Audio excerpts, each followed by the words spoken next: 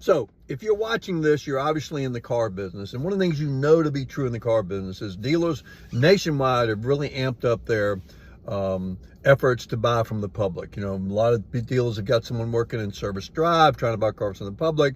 They're on Facebook Marketplace. They've got tools on their website.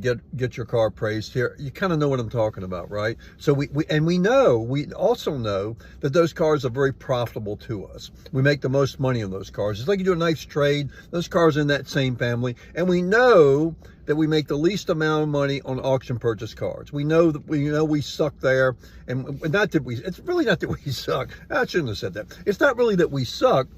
It's just more challenging. You got people that are bidding on the cars, the prices go up, and we know that they're not our best cars that we buy. But many of you are still going to the auctions and buying cars, and you're doing that, you say, because you can't buy from the public. Okay, let's assume that that's true, that you really still need to go to the auctions and buy cars. Guess what?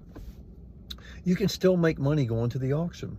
As much as I encourage dealers to set up a vehicle buying center, you can still make money going to the auctions, but you have to have an entirely different strategy. You've got to understand that you're not going to make a lot of money on those cars. You cannot, underline cannot, big bold letters, quotation marks.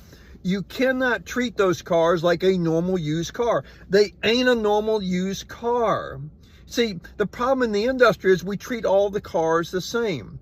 Remember this old saying, every used car must stand on its own. You kind of remember that? But no, we don't do that. We don't think about them that way. We treat them all the same. We give them all 60. Some of you give them 75. Some of them you give them 90. Some of them you give them years, which is total insanity. But I don't want to harp on that too much. But what I want to encourage you to do is, if you're going to buy at the auction, they get a 30 to 45 day window. Accept the fact that you're not going to make a lot of gross on those cars. Those cars are turn and burn, gives your salesperson another unit. You might get a trade, you might get some F&I, you get some service work on it.